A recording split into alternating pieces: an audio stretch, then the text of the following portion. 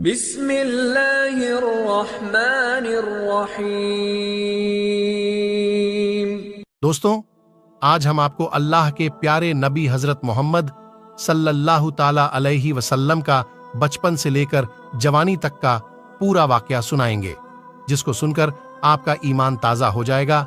इसलिए आपसे रिक्वेस्ट है कि वीडियो को आखिर तक जरूर देखिएगा। दोस्तों, पहले अरब के कबीलों का जाहिलाना रिवाज था। हर कबीले का अपना अपना मजहब था और उन सब के देवी देवता भी अलग अलग थे। कोई मूर्ति की पूजा करता था तो कोई आग की। यहूदियों और ईसाइयों के भी कबीले थे और वे भी मजहब के बिगाड़ के शिकार थे। उस वक्त लोग अल्लाह को छोड़कर इंसानों और पेड़ पहाड़ों की पूजा करने में लगे हुए थे। पूरे अरब में दंगा फसाद आम था। औरतें और बच्चे महफूज नहीं थे। लोगों की जान और माल की हिफाजत की कोई गारंटी नहीं थी।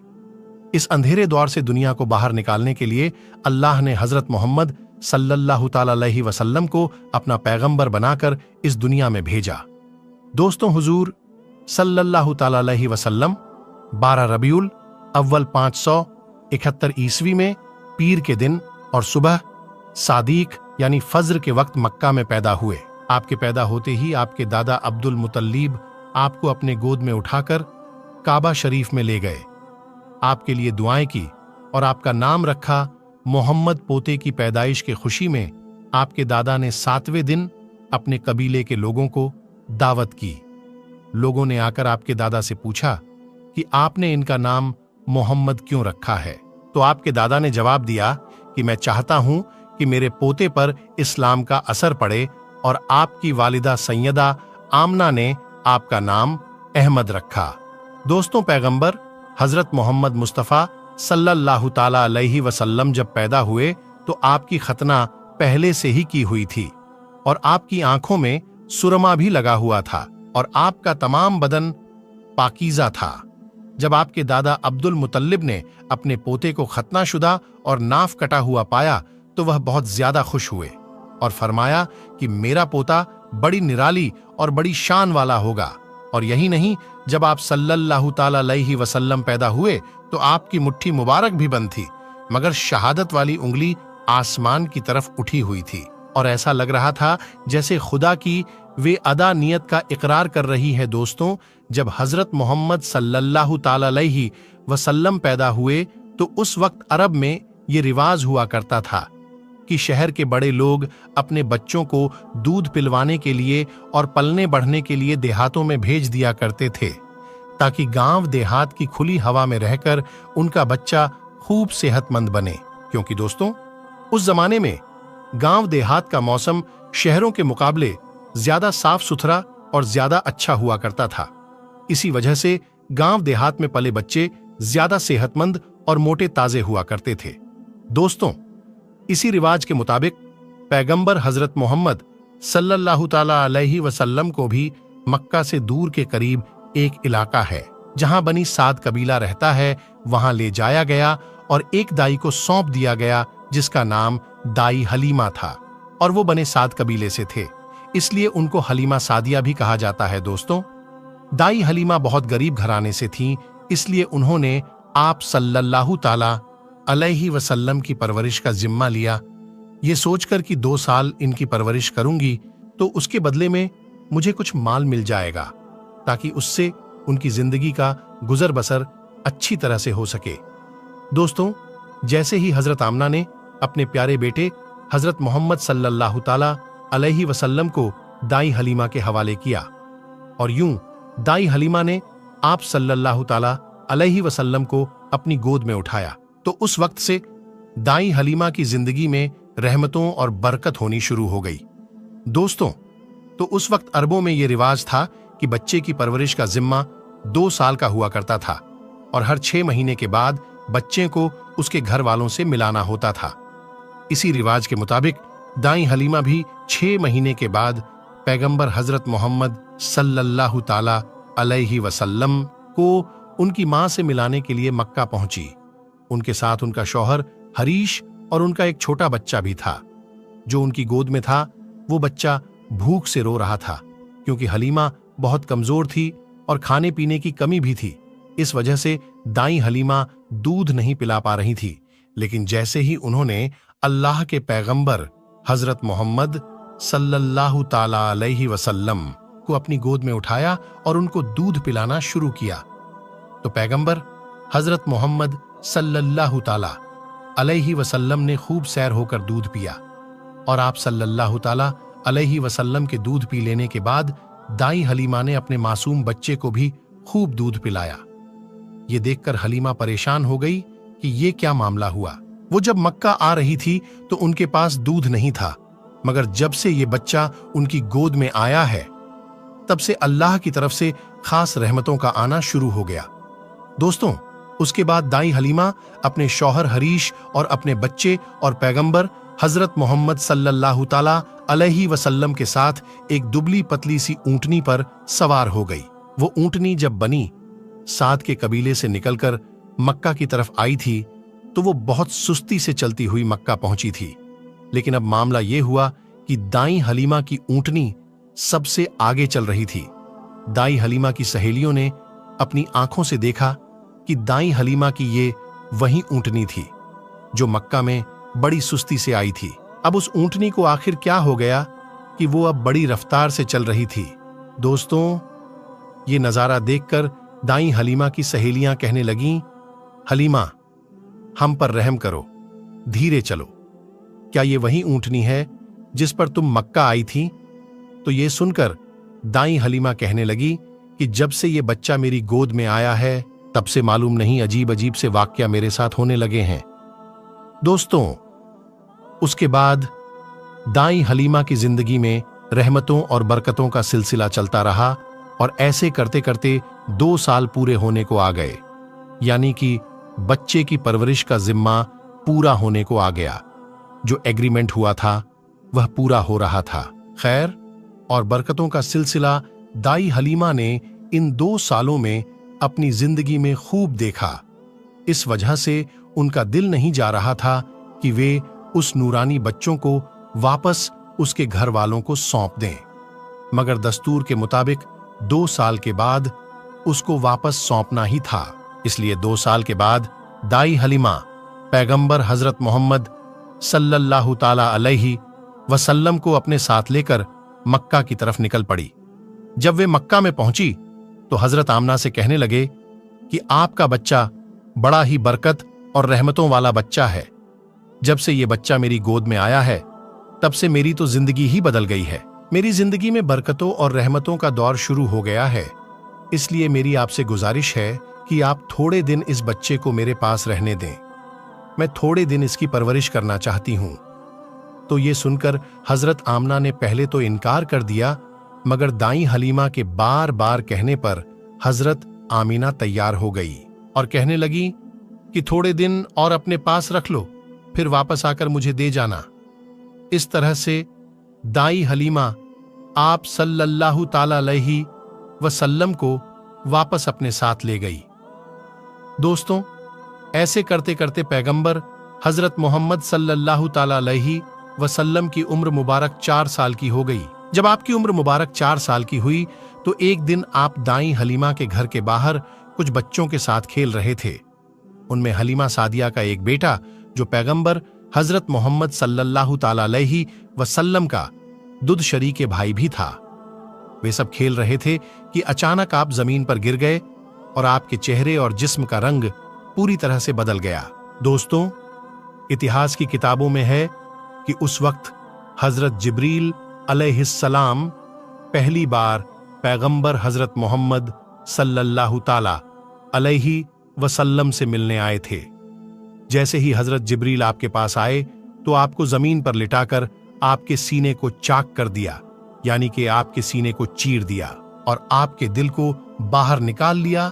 उसके बाद आपके दिल को जमजम के पानी से धोया और आपके दिल पर जो एक काले रंग का छोटा सा लोथरा था उसको हटा दिया और ये कहा कि आज से शैतान के हिस्से को दूर कर दिया और उसके बाद आपके दिल को वापस आपके सीने में रख दिया।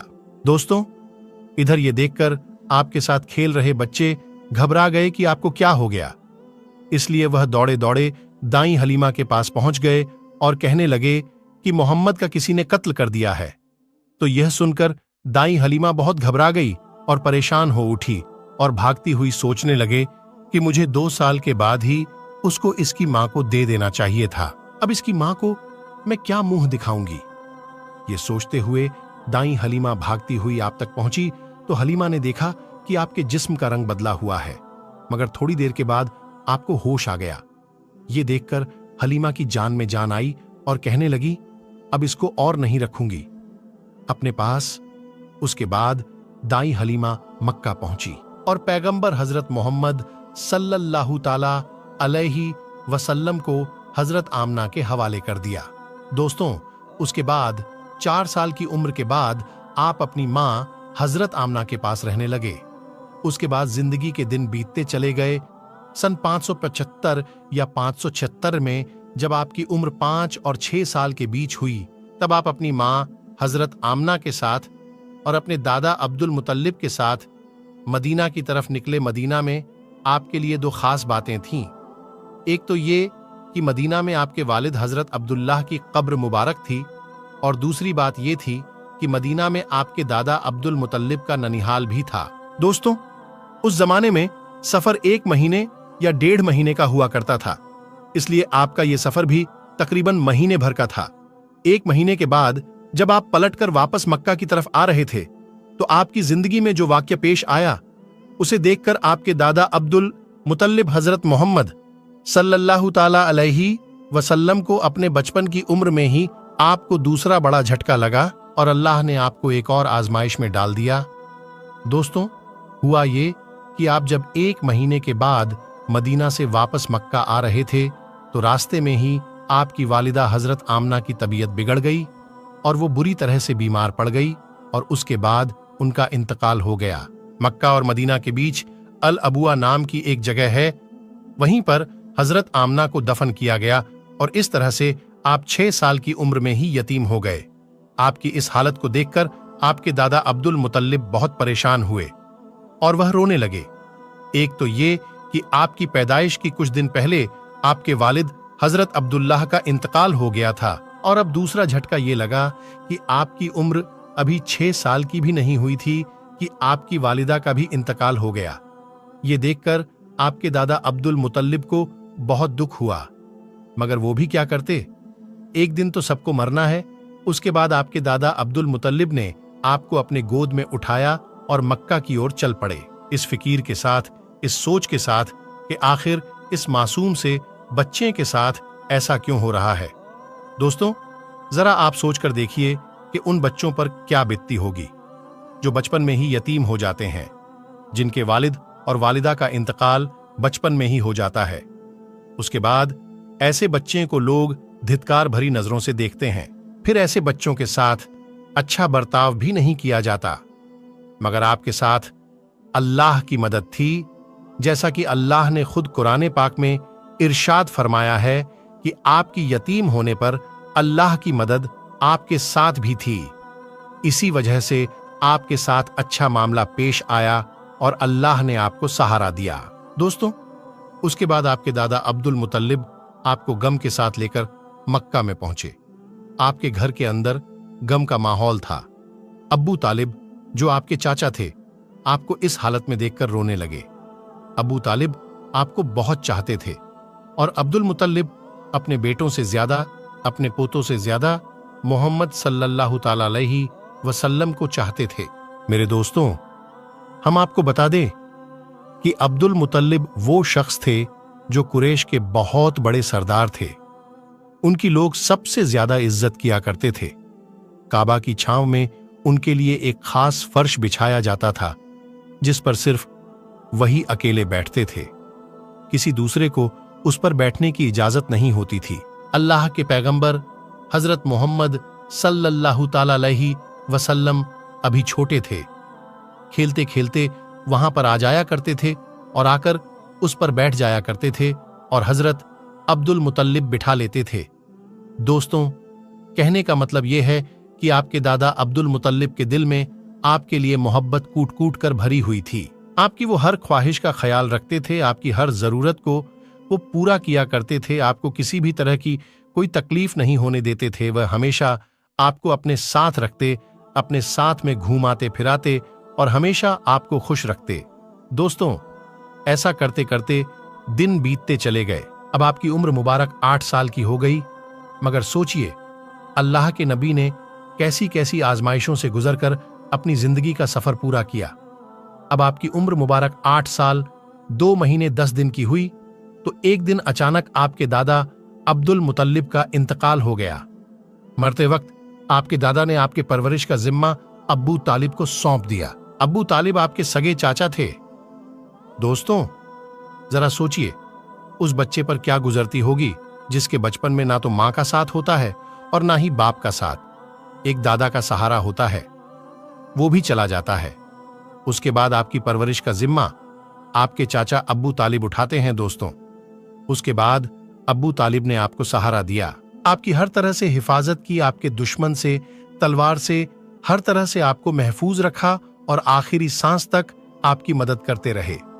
हालांकि अब्बू तालिब पैसे वाले नहीं थे, फिर भी आपको किसी भी बात की कमी महसूस नहीं होने दी।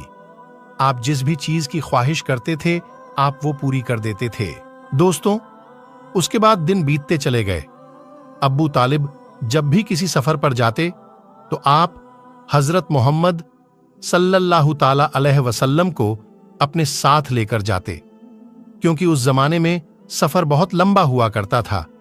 1-1.5 महीने का सफर होता था और अब्बू तालिब नहीं चाहते थे कि ये मासूम सा बच्चा है जिसके ना वालिद ना वालिदा का सहारा है, ना कोई दादा का सहारा है, उसको किसी और के भरोसे छोड़कर जाऊं और उसको तकलीफ हो।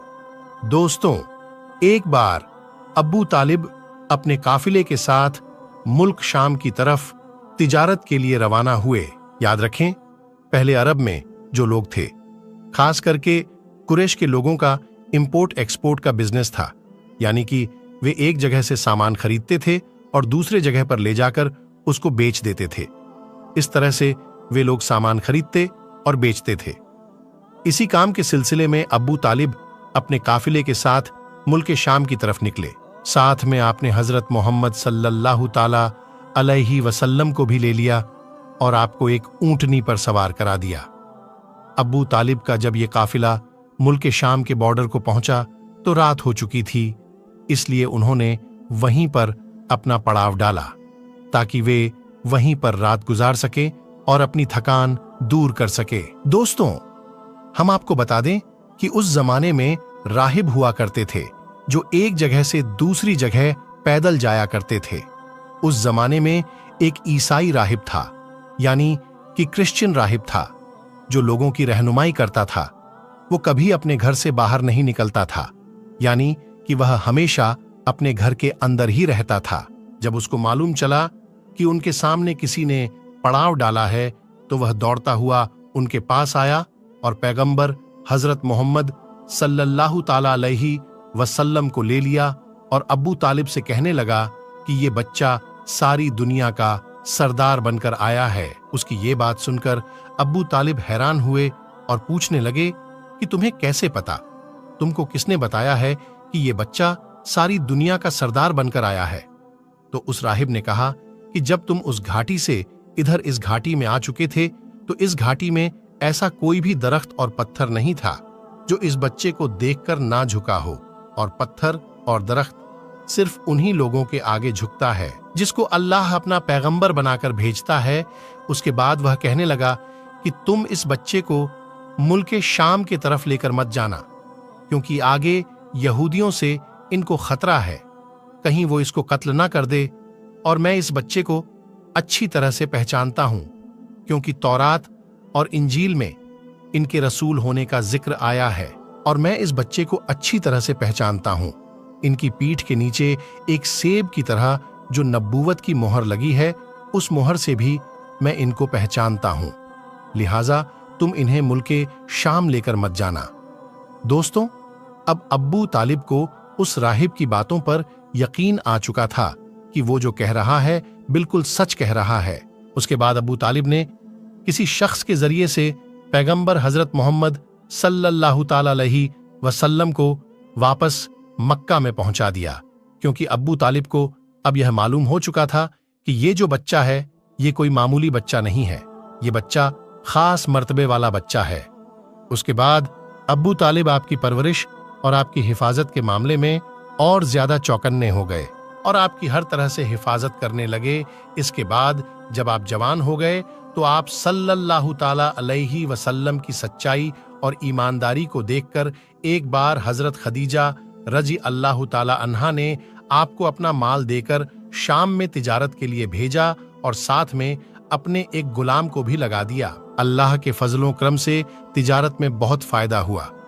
हजरत खदीजा के गुलाम जिनका नाम मसीरा था, उन्होंने भी आपकी ईमानदारी और अच्छे अखलाक की खूब तारीफ की। ये देखकर हजरत खदीजा आपकी तरफ माइल हुई, यानी कि हजरत खदीजा आप सल्लल्लाहु ताला अलैहि वसल्लम से बहुत प्रभावित हुई और उसके बाद आपने खुद ही पैगंबर मोहम्मद सल्लल्लाहु ताला अलैहि वसल्लम से निकाह करने का पैगाम भेजा। दोस्तों, हम आपको बता दें कि हजरत खदीजा रज़ी अल्लाह ताला अन्हा अरब में एक कामयाब बिजनेस वूमेन थी और अपने व्यापार से हुई कमाई को हजरत खदीजा गरीब अनाथ विधवा और बीमारों में बांटा करती थी। उन्होंने अनगिनत गरीब लड़कियों की शादी का खर्चा भी उठाया था और इस तरह एक बेहद नेक और सबकी मदद करने वाली औरत के रूप में इस्लाम में ही नहीं बल्कि पूरी दुनिया की इतिहास में उनका बड़ा योगदान रहा है। यानी कि हजरत खदीजा हमेशा गरीब लोगों की अनाज और कपड़ों से मदद किया करती थी। हजरत खदीजा मूर्तियों में विश्वास नहीं करती थी और ना ही उनकी पूजा करती थी। दोस्तों, हम आपको ये भी बता दें कि हजरत खदीजा की पैगंबर मोहम्मद सल्लल्लाहु ताला अलैहि वसल्लम के साथ शादी होने से पहले 2 शादियां हो चुकी थीं और उनके अपने पहले दोनों शौहर से बच्चे भी थे।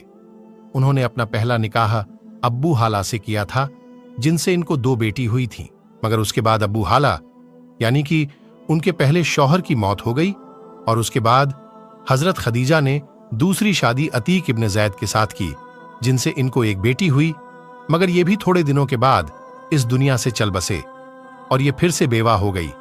उनके बाद अरब के बड़े बड़े ताजदार ने सरदारों ने खदीजा के साथ शादी की पेशकश की, मगर हजरत खदीजा राजी ना हुई। यहां तक कि अल्लाह ताला ने आपको पैगंबर मोहम्मद सल्लल्लाहु ताला अलैहि वसल्लम की तरफ माइल कर दिया। दोस्तों, उसके बाद हजरत खदीजा ने पैगंबर मोहम्मद सल्लल्लाहु ताला अलैहि वसल्लम की ईमानदारी और तिजारत सफर को देखकर तीसरे निकाह का पैगाम आपने खुद ही अपनी एक खास सहेली जिसका नाम नफीसा था, उसके जरिए आपने पैगंबर मोहम्मद सल्लल्लाहु ताला अलैहि वसल्लम के पास निकाह का पैगाम भेजा। तो ये सुनकर पैगंबर हजरत मोहम्मद सल्लल्लाहु ताला अलैहि वसल्लम ने ये कहकर इनकार कर दिया कि वो इसके बारे में पहले अपने चाचा अब्बू तालिब और अपनी चाची से बात करेंगे, इसके बाद वो इसके बारे में आपको बताएंगे। दोस्तों, उसके बाद पैगंबर हजरत मोहम्मद सल्लल्लाहु ताला अलैहि वसल्लम ने इस पैगाम के बारे में अपने चाचा अब्बू तालिब से बात की, यानी कि उनको इस पैगाम के बारे में बताया।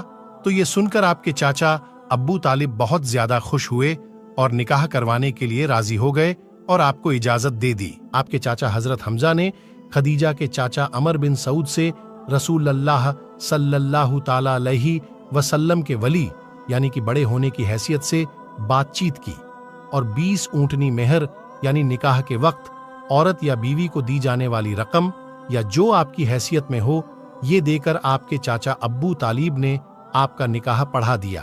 दोस्तों, उसके बाद हजरत खदीजा और पैगंबर मोहम्मद सल्लल्लाहु ताला अलैहि वसल्लम के निकाह का खुतबा आपके चाचा अब्बू तालिब ने पढ़ा।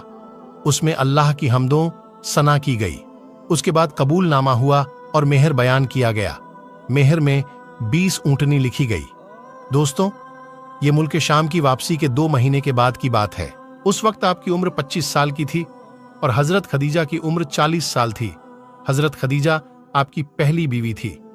आपकी तमाम औलादें भी इन्हीं से हुई हैं। सिर्फ हजरत इब्राहिम हजरत मारिया से पैदा हुए थे। दोस्तों, पैगंबर हजरत मोहम्मद सल्लल्लाहु ताला अलैहि वसल्लम और हजरत खदीजा रजी अल्लाहु ताला अन्हा की औलाद ये है, यानी कि आपकी औलादों के नाम ये हैं। पहले कासिम, फिर जैनब, फिर रुकैया, फिर उम्मे कुलसूम, फिर फातिमा और फिर अब्दुल्लाह। आपकी तमाम लड़के बचपन में ही इंतकाल कर गए थे। अलबत्ता आधी बच्चियों ने आधी नबूवत को पाई, ईमान लाई और हिजरत भी की, और सब की सब आपकी जिंदगी में ही इंतकाल कर गई। सिर्फ हजरत फातिमा रजी अल्लाह ताला अन्हा आपके इस दुनिया से पर्दा फरमा जाने के 6 महीने बाद इस दुनिया से रुखसत हुई। हजरत खदीजा रजी अल्लाह ताला अन्हा आपकी पहली बीवी है। जब आप सल्लल्लाहु ताला अलैहि वसल्लम पर पहली आयत नाजिल हुई तो हजरत मोहम्मद सल्लल्लाहु ताला अलैहि वसल्लम ने सबसे पहले आपको बताया, इस्लाम कबूल करने वाली में हजरत खदीजा पहली खातून है। इस्लाम को फैलाने में न सिर्फ आपने साथ दिया बल्कि माली तौर पर भी आपने बढ़ चढ़कर हिस्सा लिया। दोस्तों, पैगंबर हजरत मोहम्मद सल्लल्लाहु ताला अलैहि वसल्लम हजरत खदीजा रजी अल्लाह ताला अन्हा से बहुत मोहब्बत क्या करते थे। हजरत खदीजा और पैगंबर मोहम्मद सल्लल्लाहु ताला अलैहि वसल्लम का साथ तकरीबन 25 साल तक रहा। अल्लाह के पैगंबर हजरत मोहम्मद सल्लल्लाहु ताला अलैहि वसल्लम ने फरमाया कि खदीजा दुनिया की बेहतरीन औरतों में से हैं। आप रजी अल्लाह ताला अन्हा की वफात के बाद भी पैगंबर हजरत मोहम्मद सल्लल्लाहु ताला अलैहि वसल्लम अक्सर आपको याद किया करते थे और आपकी सहेलियों को हदिया भेजवाते रहते थे। दोस्तों, पैगंबर हजरत मोहम्मद सल्लल्लाहु ताला अलैहि वसल्लम की तमाम औलादें यानी कि आपके 6 बच्चे हजरत खदीजा से ही हैं, सिवाय हजरत इब्राहिम रजी अल्लाह ताला अन्हो के। हजरत खदीजा की कब्र मुबारक जन्नतुल मुल्ला मक्का में है। जिस साल हजरत खदीजा रजी अल्लाह ताला अन्हा और आपके चाचा अब्बू तालिब का इंतकाल हुआ था, उस साल को आपने गम का साल करार दिया। मेरे दोस्तों, ऐलान नबूवत से पहले अल्लाह के पैगंबर हजरत मोहम्मद सल्लल्लाहु ताला अलैहि वसल्लम कुछ खाने पीने का सामान अपने साथ लेकर गारे हिरा की पहाड़ी पर चले जाया करते थे और वहां जाकर अल्लाह की इबादत करते थे, यानी कि अल्लाह की इबादत में मशगूल रहते थे। ये सिलसिला काफी दिनों तक ऐसे ही चलता रहा, यानी कि काफी दिनों तक आप इसी तरह से गारे हिरा की पहाड़ी पर जाकर अल्लाह की इबादत करते रहे। एक मर्तबा अल्लाह के पैगंबर हजरत मोहम्मद सल्लल्लाहु ताला अलैहि वसल्लम गारे हिरा की पहाड़ी पर अल्लाह की इबादत में मशगूल थे कि इतने में आपके पास हजरत इब्राहिम अलैहिस्सलाम अपनी असल शक्लों सूरत में आपके पास तशरीफ लाए, यानी कि अचानक हजरत जिब्रील अलैहिस्सलाम आपके सामने नाजिल हो गए। हम आपको बता दें कि ये जिब्राइल अलैहिस्सलाम अल्लाह के सारे फरिश्तों के सरदार है और हजरत जिब्रील अलैहिस्सलाम की ताकत इतनी है कि अगर हजरत जिब्राइल अलैहिस्सलाम अपना एक पर फैला दें तो पूरब से लेकर पश्चिम तक इस पूरी दुनिया को छुपा लें। यानी कि इतना बड़ा हजरत जिब्रील अलैहिस्सलाम का एक पर है और हजरत जिब्रील अलैहिस्सलाम के इस तरह के 70,000 पर है। अब आप सोचिए कि हजरत जिब्रील अलैहिस्सलाम कितने ज्यादा बड़े होंगे। इसके अलावा हजरत जिब्रील की स्पीड इतनी ज्यादा है कि ये पलक झपकते ही सिदरा से जमीन पर आ जाते हैं और पलक झपकते ही जमीन से वापस सिदरा पर पहुंच जाते हैं। ये हजरत जिब्रील अलैहिस्सलाम की ताकत का आलम है। अगर हजरत जिब्रील अलैहिस्सलाम चाहे तो इस पूरी जमीन को उठाकर पलट सकते हैं। कौमे लूत को इसी तरह से हजरत जिब्रील अलैहिस्सलाम ने पलटा था। ये हजरत जिब्रील अलैहिस्सलाम की शान है जो अल्लाह के एक फरिश्ते हैं। दोस्तों, यही हजरत जिब्रील अलैहिस्सलाम पहली बार अपनी असली शक्लों सूरत में अल्लाह के प्यारे नबी हजरत मोहम्मद सल्लल्लाहु ताला अलैहि वसल्लम के सामने हाजिर हो गए और कहने लगे, पढ़ो इकरा। ये सुनकर आप सल्लल्लाहु ताला अलैहि वसल्लम ने फरमाया, मैं नहीं पढ़ता। हजरत जिब्रील अलैहिस्सलाम ने दोबारा कहा, पढ़ो इकरा। आप सल्लल्लाहु ताला अलैहि वसल्लम ने फिर कहा, मैं नहीं पढ़ता। हजरत जिब्रील अलैहिस्सलाम ने तीसरी मर्तबा कहा, पढ़ो इकरा, तो आपने फिर कहा, मैं नहीं पढ़ता। उसके बाद हजरत जिब्रील अलैहिस्सलाम ने अल्लाह के प्यारे नबी हजरत मोहम्मद सल्लल्लाहु ताला अलैहि वसल्लम को अपने सीने से लगाया और सीने से इस तरह से लगाया कि हजरत जिब्रील ने हुजूर पाक की बगल में अपने दोनों हाथ डाले, यानी कि अल्लाह के नबी के दोनों हाथ बाहर की तरफ कर दिए, और फिर हजरत जिब्रील अलैहिस्सलाम ने प्यारे नबी को अपने सीने से लगाया और फिर जोर से दबा दिया, यानी कि बहुत जोर से दबाया। हदीस शरीफ में आता है कि अल्लाह के प्यारे नबी हजरत मोहम्मद सल्लल्लाहु ताला अलैहि वसल्लम ने फरमाया है कि उस वक्त हजरत जिब्रील ने मुझे इतनी जोर से दबाया था कि करीब था कि मेरी जान निकल जाती, मगर जिब्रील ने मुझे जोर से दबाकर छोड़ दिया और फिर फरमाया कि पढ़ो अपने रब के नाम के साथ, जिसने आपको और तमाम दुनिया को पैदा फरमाया है, पैदा किया है। इंसान को जमीन व खून के जमे हुए एक लोथर से पढ़ो। हाल ये है कि तुम्हारा रब बड़ा ही रहम करने वाला है। फिर अल्लाह के प्यारे नबी हजरत मोहम्मद सल्लल्लाहु ताला अलैहि वसल्लम पढ़ने लगे और फिर आप बहुत घबरा गए। गाड़े हिरा के पहाड़ी से उतर गए और अपने घर आ गए। यानी कि ये वाक्य होने के बाद अल्लाह के प्यारे नबी हजरत मोहम्मद सल्लल्लाहु ताला अलैहि वसल्लम घबराए हुए अपने घर तशरीफ लाए। उस वक्त आपका बदन कांप रहा था, जिस तरह से इंसान का बदन सर्दी से कांपता है, यानी कि उस वक्त आप बहुत ही ज्यादा खौफ की हालत में आ गए थे। आप सल्लल्लाहु ताला अलैहि वसल्लम बहुत ही ज्यादा घबराए हुए अपने घर आए और आपने अपनी बीवी हजरत खदीजा रजी अल्लाह ताला अन्हा से फरमाने लगे, चादर लाओ और मुझको चादर उड़ा दो। हजरत खदीजा चादर लेकर आई और फिर वे चादर ओढ़कर सो गए। उसके कुछ देर बाद आप सल्लल्लाहु ताला अलैहि वसल्लम के ऊपर से ख्वाब के हसरत कम हुए तो आपने अपनी बीवी हजरत खदीजा रजी अल्लाह ताला अन्हा को ये सारा वाकया बयान किया, यानी कि गाड़े हिरा की पहाड़ी पर जो भी आपके साथ हुआ था, सारा वाकया अपने हजरत खदीजा के सामने बयान कर दिया। ये वाकया सुनकर हजरत खदीजा ने फरमाया कि आपके ऊपर ये कोई शैतानी काम नहीं हो सकता है, क्योंकि आपने तो हमेशा गरीबों की मदद की है, आपने तो हमेशा बेवा को सहारा दिया है, आप तो हमेशा यतीम के सहारे बने हो, आपने हमेशा बेसहारा लोगों की मदद की है, इसलिए आपके साथ में अल्लाह ताला कभी कुछ गलत नहीं होने दे सकता। आपको अल्लाह कभी इस तरह से जाया नहीं करेगा। दोस्तों, उसके बाद में हजरत खदीजा अल्लाह के प्यारे नबी हजरत मोहम्मद सल्लल्लाहु ताला अलैहि वसल्लम को साथ में लेकर अपने चाचा जाद भाई हजरत बराक इब्ने नौफ के पास पहुंचे, जो उस वक्त यहूदियों के एक बहुत बड़े आलिम हुआ करते थे। ये असल में पहले मुशरिक थे, यानी कि बूत प्रस्त थे, लेकिन ये बहुत ही ज्यादा तालीम याफ्ता थे, इसलिए बाद में इन्होंने ईसाई धर्म को कबूल कर लिया था और फिर उन्होंने तौरात और इंजील को हिज भी कर लिया था, यानी कि ये उस वक्त तौरात के एक बहुत ही बड़े आलिम थे। इसलिए हजरत खदीजा अल्लाह के प्यारे नबी हजरत मोहम्मद सल्लल्लाहु ताला अलैहि वसल्लम को साथ लेकर अपने इन्हीं चचा जाद भाई के पास पहुंची और जाकर सारा वाकया बयान कर दिया। हजरत बराक इब्ने नौफ के उस वक्त अपने बुढ़ापे की वजह से बीनाई चली गई थी, यानी कि उस वक्त वो देख नहीं पा रहे थे।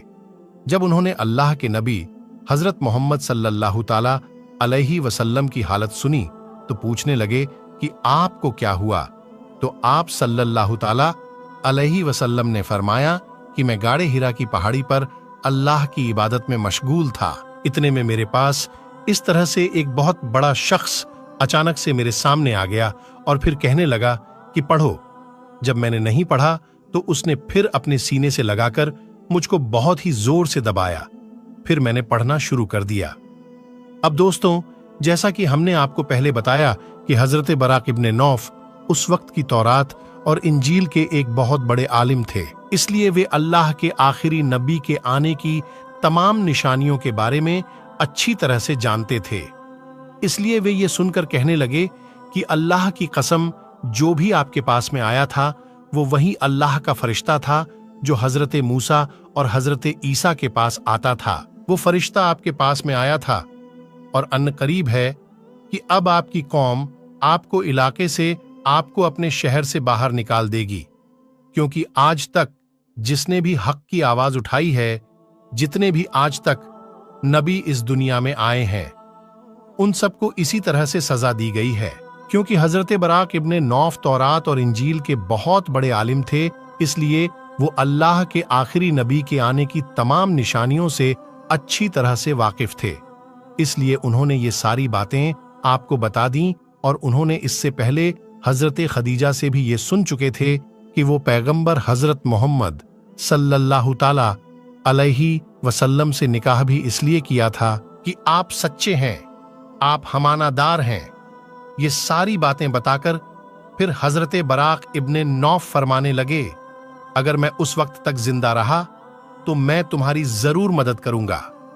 उसके बाद ये सुनकर वहीं पर हजरत खदीजा ने आपका पहला कलमा पढ़ लिया, यानी कि हजरत खदीजा पहली खातून थी जो आप पर ईमान ले आई, और दूसरे हजरत बराक इब्ने नौफ थे जिसने आप सल्लल्लाहु ताला अलैहि वसल्लम की तस्दीक की, यानी आपके बारे में बताया, यानी कि दूसरा कलमा इन्होंने पढ़ा।